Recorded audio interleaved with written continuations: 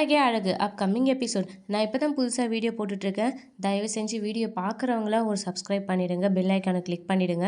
அது எனக்கு ரொம்பவே ஹெல்ப்ஃபுல்லாக இருக்கும். என்னோட ஒவ்வொரு சப்ஸ்கிரைபருமே பார்த்தீங்கன்னா எனக்கு ரொம்ப பெரிய ஒரு ஹோப் கொடுக்கும். அதனால் மறக்காமல் சப்ஸ்கிரைப் பண்ணிவிடுங்க, பெல் ஐக்கானை கிளிக் பண்ணிவிடுங்க.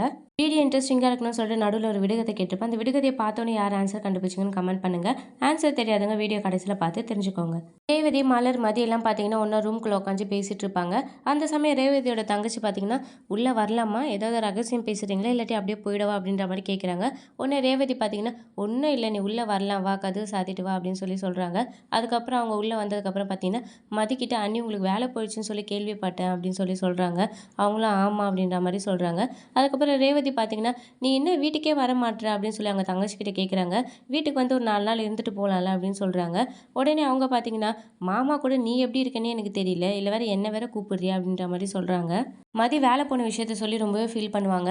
உடனே ரேவதி சொல்லுவாங்க, நீ எனக்கு வாய்ஸ் நோட் அனுப்பும்போதே நான் உன்னை வந்து எப்படியாவது பார்க்கணும்னு நினச்சேன், நல்ல வேலை அவரே கூப்பிட்டு வந்துட்டாரு அப்படின்ற மாதிரி சொல்கிறாங்க. உடனே மலர் பார்த்தீங்கன்னா நீ ஃபீல் பண்ணாத மதி, உனக்கு கண்டிப்பாக எப்படி இருந்தாலும் வேலை கிடைச்சிடும், வேலை கிடைக்காமையே போயிடும் அப்படின்னு சொல்கிறாங்க. கிடைக்கும், நான் 2-3 மாதம் தேடினேன்னா எனக்கு ஒரு நல்ல வேலை கிடைக்கும் தான். ஆனால் இங்கே நான் ரொம்பவும் பழகிட்டேன், அங்கே இருந்த பசங்கக்கிட்டேயும் சரி டீச்சர்ஸ்கிட்டேயும் சரி நான் ரொம்ப எக்ஸ்பெக்ட் பண்ணிட்டேன். எனக்கு கண்டிப்பாக ப்ரொமோஷன் கிடைக்கும், பர்மனெண்ட் பண்ணுவாங்கன்னு நான் நினச்சேன்.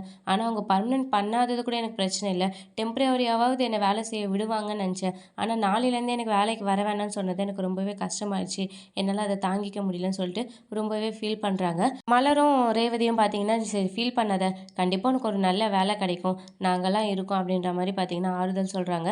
அதுக்கப்புறம் பார்த்தீங்கன்னா தங்கராஜும் சுரேஷும் காட்டுறாங்க. தங்கராஜ் பார்த்தீங்கன்னா சுரேஷ் கிட்ட இப்போல்லாம் யாருக்கு என்ன நடக்குதுன்னு தெரியல, அவங்களுக்கு தோன்றதை அவங்கவுங்க ஈஸியாக செய்கிறாங்க அப்படின்ற மாதிரி சொல்கிறாங்க. என்ன மாமா நீங்கள் சொல்கிறது எனக்கு புரியல அப்படின்னு சொல்லி சுரேஷ் சொல்கிறாரு. உன்னை தான் சொல்கிறேன் அப்படின்னு சொல்லி சொல்கிறாங்க. என்னையா, நான் என்ன மாமா பண்ணேன் அப்படின்ற மாதிரி சொல்கிறாங்க. இல்லை, நீ மதியை கூப்பிட்டு வந்ததையும் நீ என்கிட்ட சொல்லலை, மதிக்கு வேலை போன விஷயத்தையும் நீ என்கிட்ட சொல்லலை, நானாக உனக்கு கால் பண்ணதுக்கப்புறம் தான் நீ உனக்கு தெரிஞ்ச விஷயமே எனக்கு தெரியும் அப்படின்ற மாதிரி சொல்கிறாங்க. உடனே சுரேஷ் பார்த்தீங்கன்னா உங்ககிட்ட சொல்லக்கூடாதுலாம் இல்லை மாமா, எனக்கு இது அன்னி கால் பண்ணாங்க, இந்த மாதிரி அவளுக்கு வேலை போயிடுச்சு, அவள் ரொம்ப ஃபீல் பண்ணுறா அப்படின்னு சொல்லி, அது கேட்டோன்னே எனக்கு கஷ்டமாயிடுச்சு, சரி அதனால தான் நான் போய் கூப்பிட்டு வந்தேன் அப்படின்னு சொல்லி சுரேஷ் சொல்கிறாரு. என்னது கஷ்டமாயிடுச்சா, இவ்வளோ நாள் அவள் பேரை சொன்னாலே நீ டென்ஷன் ஆவ, அவள் பேரை கேட்டாலே கத்துவ, இப்போ பார்த்தியா கஷ்டமாயிடுச்சின்னு சொல்கிற, அப்போ உனக்குள்ளே ஏதோ ஒரு விஷயம் வந்திருக்கு அப்படின்னு சொல்லி சொல்கிறாரு. என்ன விஷயம் மாமா அப்படின்னு சொல்கிறாங்க. இல்லை உனக்குள்ளே ஒரு பூ பூத்துருக்குன்னு நினைக்கிறேன் அப்படின்னு சொல்லி சொல்கிறாரு. பூவா, என்ன பூ மாமா, காதல் என்ற பூ பூத்துருக்கு அப்படின்னு சொல்லி சொல்கிறாங்க.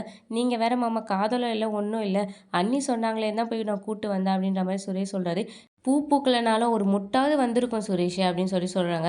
அதெல்லாம் ஒன்றும் இல்லை மாமா, நீங்கள் வேற சும்மா இருங்க, உங்ககிட்ட சொல்லக்கூடாதுன்னு நான் நினைக்கல, அந்த சமயம் மதி வேற என் கூட இருந்தால் அதனால தான் உங்ககிட்ட என்னால் பேச முடியல ஒழுங்கா அப்படின்னு சொல்லி சொல்கிறாங்க. சரி மாப்பிள்ள, அன்றைக்கி எங்கள் வீட்டில் ட்ரை பண்ண விஷயத்தை இப்போ நீ ட்ரை பண்ணு அப்படின்னு சொல்கிறாங்க. என்ன மாமா சொல்கிறீங்க, டேய் அன்றைக்கி நம்ம வீட்டில் ஃபர்ஸ்ட் நைட் அரேஞ்ச் பண்ணல, அது இப்போ ட்ரை பண்ணுறாங்க, கண்டிப்பாக இப்போ ஒர்க் அவுட் ஆகும்னு சொல்கிறாங்க. உடனே சுரேஷ் பார்த்தீங்கன்னா ஐயோ என்ன ஆளை விடுங்க, அன்றைக்கே நான் அவகிட்ட அடி வாங்கினேன், இப்போ அவள் மூடு வேறு சரியில்லை, என்னால் அதெல்லாம் பண்ண முடியாது அப்படின்ற மாதிரி சொல்கிறாரு. இப்போ தாண்டா நீ அதெல்லாம் ட்ரை பண்ணணும், அவள் கஷ்டத்தில் இருக்காடா, அவளுக்கு நீ ஆறுதல் கொடுக்கணும்டா அப்படின்ற மாதிரி பார்த்தீங்கன்னா தங்கராஜ் பார்த்தீங்கன்னா சுரேஷை ஏற்றி விடுறாங்க. நீ அவளை கூப்பிட போகும்போது உன் கூட வரமாட்டேன்னு சொன்னாளா, எதுக்கு என்னை கூப்பிட வந்தீங்கன்னு உங்ககிட்ட கேட்டாளா அப்படின்னு சொல்லி கேட்குறாங்க.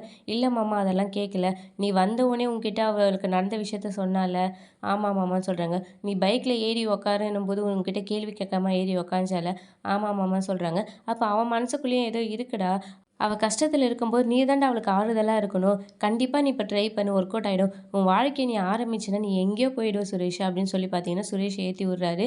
சுரேஷ் கிட்டே அதுக்கப்புறம் பார்த்தீங்கன்னா சரிடா நான் ரேவதி கூப்பிட்டு அப்படியே கிளம்புறேன், நான் சொன்னதை மறக்காமல் ஞாபகம் வச்சுக்கோ, உன்னோட வாழ்க்கை நீ சீக்கிரம் ஆரம்பி, அப்போ தான் வந்து நீ ஓஹோன்னு வர முடியும் அப்படின்ற மாதிரி சொல்லிட்டு அதுக்கப்புறம் பார்த்தீங்கன்னா கிளம்புறதுக்காக ரேவதியை கூப்பிட்றாரு.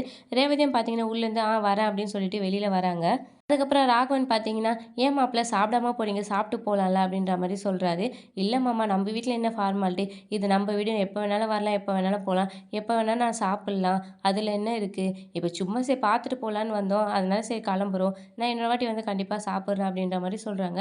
அதுக்கப்புறம் ரேவதி பார்த்தீங்கன்னா கிளம்பும்போது பார்த்தீங்கன்னா அவங்க அம்மா கிட்ட பார்த்தீங்கன்னா உடம்புலாம் பார்த்துக்கோங்கம்மா, சுகர் மாத்திரைலாம் போடுங்க, கால் வலிலாம் வந்து ஹாஸ்பிட்டல் போங்க, இல்லைன்னா எனக்கு கால் பண்ணுங்கள், நான் வந்து உங்களை கூப்பிட்டு போகிறேன் அப்படின்ற மாதிரி சொல்கிறாங்க. விடுகதை. டாக்டர் வந்தார், கோட்டை கழட்டினார், கேணிக்குள் குதித்தார், அது என்ன? ரேவதி அவங்க அம்மா கிட்ட அக்கறையாக பேசிட்டு அங்கேருந்து கிளம்பும்போது பார்த்தீங்கன்னா திடீர்னு பார்த்தீங்கன்னா தங்கராஜ் பார்த்தீங்கன்னா சிரிக்க ஆரம்பிச்சிடுறாரு. விடாம ஒரு 2 நிமிஷம் சிரிக்கிறாரு. எல்லாருமே எதுக்கு சிரிக்கிறாருன்னு தெரியாம முழிச்சு முழிச்சு பார்க்குறாங்க. அதுக்கப்புறம் "என்ன மாப்பிள?" அப்படின்ற மாரி சொல்றாங்க. உடனே அவர் பார்த்தீங்கன்னா, ரேவதி கிட்ட "ஏன் ரேவதி இப்படி நடிக்கிற?" அப்படின்ற மாரி கேட்குறாரு. "நான் நடிக்கிறேனா? நான் ஏங்க நடிக்கிறேன்?" அப்படின்னு சொல்லி ரேவதி சொல்றாங்க. "நீ நடிக்கிற. வீட்ல நீ என்ன சொன்ன உங்க அப்பா, அம்மாவ பத்தி?" அப்படின்ற மாரி கேட்குறாங்க. உடனே ராஜலட்சுமி பார்த்தீங்கன்னா, "என்னாச்சு மாப்பிள? என்ன சொன்னா?" அப்படின்னு சொல்லி கேட்குறாங்க. "உங்கள பத்தி குறையா சொன்னாங்க என்கிட்ட" அப்படின்னு சொல்றாங்க. "எங்கள பத்தியா? என்ன குறை சொன்னா?" அப்படின்ற மாரி சொல்லி கேட்குறாங்க. "மதிக்கு வேல போன டாபிக் எங்க வீட்ல வந்துச்சு. அப்ப அத பத்தி பேசம்போது" அப்படின்னு சொல்ல வராரு. உடனே ரேவதி பார்த்தீங்கன்னா, "கொஞ்ச நேரம் சும்மா இருங்க" அப்படின்ற மாரி சொல்றாங்க. "ரேவதி, நான் இப்போ உன்ன பத்தி எதுவும் தப்பா சொல்லல. நீ சொன்னதுக்கு கூட குறைய எதுவும் சொல்ல மாட்டேன். நீ சொன்னதுக்கு கூட்டியும் சொல்ல மாட்டேன். நீ சொன்னத குறைச்சும் சொல்ல மாட்டேன். நீ என்ன சொன்னியோ அத மட்டும் தான் நான் சொல்லுவேன். கொஞ்சம் அமைதியா இரு" அப்படின்னு சொல்லிட்டு பார்த்தீங்கன்னா, அவர் உடனே அங்க ரேவதி சொன்ன விஷயத்த பார்த்தீங்கன்னா, இங்க 1க்கு 2 அப்படியே சொல்லிடுறாரு. மதி வேலைக்கு போகாம இருக்கிறது தான் நல்லதாம். இல்லன்னா நீங்க மலர எப்படிலாம் வேலை வாங்குறீங்களோ, அதே மாரி மதிய வேலை வாங்குவீங்களாம் அப்படின்னு சொல்றா. நீங்க மலர கொடுமைப்படுத்துறா மாரி மதியையும் கொடுமைப்படுத்துவீங்கன்னு சொல்றா அப்படின்னு சொல்றாங்க. உடனே ராஜலட்சுமி பார்த்தீங்கன்னா, "என்ன ரேவதி, நீ எங்கள பத்தி இப்படிலாம் பேசியிருக்க" அப்படின்னு சொல்றாங்க. "மாப்பிள கூட எங்கள பத்தி நல்லா புரிஞ்சு வச்சிருக்காரு. ஆனா நீ இப்படி பேசியிருக்க" அப்படின்னு சொல்லி கேட்குறாங்க. உடனே ரேவதி ரொம்பவே அழ ஆரம்பிச்சுடுறாங்க. "இல்லம்மா, நான் தப்பான அர்த்தத்தில எதுவும் சொல்லல. நான் சாதாரணமா தான் பேசினேன்" அப்படின்னு சொல்லி சொல்றாங்க. உடனே தங்கராஜ் பார்த்தீங்கன்னா, "இல்ல, இல்ல. நீ அப்படியெல்லாம் பேசல. நீ தப்பான அர்த்தத்தில மட்டும் தான் பேசின" அப்படின்ற மாரி சொல்றாரு. "இல்லங்க, நான் தப்பான அர்த்தத்தில பேசல" அப்படின்னு சொல்றாங்க.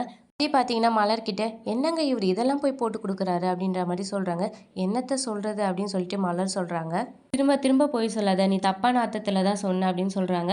உடனே அவங்க அப்பா பார்த்தீங்கன்னா, "இப்ப இருக்க பசங்களுக்கெல்லாம் நம்ம நல்லதே சொல்லக்கூடாது. நாம எது சொன்னாலும் அத தப்பா தான் எடுத்துக்கிறாங்க. பெரியவங்கன்னு இருந்தா நல்லது கெட்டது சொல்ல தான் செய்வாங்க. அது கூட சொல்றதுக்கு உரிமை இல்லையா இந்த வீட்லலாம்?" அப்படின்ற மாரி அவங்க அப்பா ஒரு பக்கம் வருத்தப்பட்டு பேச ஆரம்பிச்சுறாரு. அவங்க அம்மாவும், "நீ இது மாரிலாம் பேசுவேன்னு எதிர்பார்க்கல ரேவதி" அப்படின்னு சொல்லிட்டு அவங்களும் வருத்தப்படுறாங்க. அதுக்கப்புறம் ரேவதி பார்த்தீங்கன்னா, "இல்லம்மா, நான் வேணுன்ட்டேலாம் சொல்லல. கிண்டலா ஏதோ விளையாட்டுக்கு தான் சொன்னேன்" அப்படின்னு சொல்றாங்க. அதுக்கப்புறம் தங்கராஜ் பார்த்தீங்கன்னா, "நீ உங்க அப்பா, அம்மா கிட்ட மன்னிப்பு கேளு. நீ மன்னிப்பு கேட்கலன்னா எனக்கு நைட்டெல்லாம் தூக்கமே வராது. இதையே நான் யோசிச்சுட்டு இருப்பேன். நம்ம அத்தை, மாமாவ போய் இவ தப்பா பேசிட்டாளேன்னு எனக்கு யோசிச்சு யோசிச்சு தூக்கமே வராது. அதனால மன்னிப்பு கேளு" அப்படின்னு சொல்லி சொல்றாரு. ரேவதி பார்த்தீங்கன்னா, திரும்பவும் "நான் தப்பான அர்த்தத்தில எதுவும் பேசலம்மா, பேசலப்பா" அப்படின்னு சொல்லுவாங்க. தங்கராஜ்ல "மன்னிப்பு கேளுனா மன்னிப்பு மட்டும் கேளு" அப்படின்னு சொல்றாங்க. அதுக்கப்புறம் அவங்க பார்த்தீங்கன்னா, "சரி நீ மன்னிப்பு கேட்டுட்டு வா, நான் வெளியில வெயிட் பண்றேன்ட்டு" அவருக்கு வந்துடுறாரு. அதுக்கப்புறம் இவங்க பார்த்தீங்கன்னா, அவங்க அம்மாகிட்டயும், அப்பாகிட்டயும் அழுதுகிட்டே மன்னிப்பு கேட்குறாங்க. அதுக்கப்புறம் அங்கேருந்து கிளம்புறாங்க. தங்கராஜ் பார்த்தீங்கன்னா, கார் கிட்ட வெயிட் பண்ணிட்டு இருப்பாரு. அப்ப சுரேஷ் அவங்க கிட்ட போறாங்க. போனோனே, "நான் சொன்னது ஞாபகம் இருக்குல்ல? இன்னைக்கு நல்ல நாள், நிறைஞ்ச பௌர்ணமி" அப்படின்னு சொல்லி சொல்றாரு. உடனே சுரேஷ் பார்த்தீங்கன்னா, "என்ன பேய் ஏதாவது வருமா மாமா?" அப்படின்னு சொல்லி கேட்குறாங்க. "ஏன்டா ஹாரர் மூவியா பார்ப்பியா? கொஞ்சம் லவ் மூவியா பாருடா, ரொமான்டிக் மூவியா பாருடா" அப்படின்னு சொல்லி சொல்றாங்க. மதி அப்செட்ல இருக்கா. அவளுக்கு நீ ஆறுதல் சொல்ற விதமா அப்படி அப்படியே போயிட்டே இருக்கணும். நீ இன்னைக்கு வாழ்க்கை ஆரம்பிச்சின்னா நல்லா இருப்ப, ஓஹோன்னு வருவ அப்படின்னு சொல்லி சொல்றாரு. "காலையில நீயா எனக்கு கால் பண்ணி நல்ல விஷயத்த சொல்லணும்" அப்படின்னு சொல்லி சொல்றாரு. அவனும் சரி ஓகே மாமா அப்படின்ற மாரி சொல்றாங்க. அதுக்கப்புறம் ரேவதிய காட்டுறாங்க. ரேவதி பார்த்தீங்கன்னா, அழுதுகிட்டே வீட்லேருந்து வராங்க. மலரு, மதி, பாக்கியராஜ்லாம் பார்த்தீங்கன்னா, "அழாத" அப்படின்ற மாரி சொல்றாங்க. "நான் சொன்னேன் தான், மலர நீ கஷ்டப்படுத்துற மாரி மதியையும் கஷ்டப்படுத்த போறாங்கன்ற மாரி எதார்த்தமா தான் நான் சொன்னேன்" அப்படின்ற மாரி சொல்றாங்க. உடனே மலர் பார்த்தீங்கன்னா, "அது எதுக்கு அவரு இங்க வந்து சொல்றாரு?" அப்படின்னு சொல்லி கேட்குறாங்க. பாக்கியராஜும் பார்த்தீங்கன்னா, "அவர் என்ன பைத்தியமா? மென்டலா?" அப்படின்ற மாரி கேட்குறாங்க. "ஆமா, பைத்தியம் தான் அவரு. அதனால தான் என்ன மாட்டி விட்டுட்டு அவர் சந்தோஷமா இருக்காரு" அப்படின்ற மாரி சொல்றாங்க. "அவர நல்லவரா காட்டிக்கணும்னா யார வேணாலும் காலி பண்ணிடுவாரு" அப்படின்னு சொல்றாங்க. "சரி நீ அழாத" அப்படின்ற மாரி பாக்கியராஜ் சொல்றாரு. "வீட்டுக்கு போனா உன்கிட்ட சண்டை போடுவாரா?" அப்படின்னு சொல்லி கேட்குறாங்க. "அவரு ஏன் சண்டை போடுறாரு? அதான் என்ன மாட்டி விட்டுட்டார்ல, சந்தோஷமா தான் இருப்பாரு" அப்படின்னு சொல்றாங்க. அதுக்கப்புறம் அவர் "கிளம்பலாமா ரேவதின்னு?" கேட்குறாரு.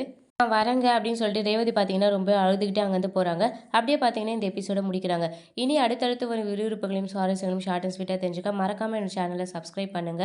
என்னோட சேனலுக்கு நீங்க பண்ற ஒவ்வொரு சப்ஸ்கிரைபுமே ரொம்பவே ஹோப்ஃபுல்லா இருக்கும். விடுகதையின் விடை வாழைப்பழம்.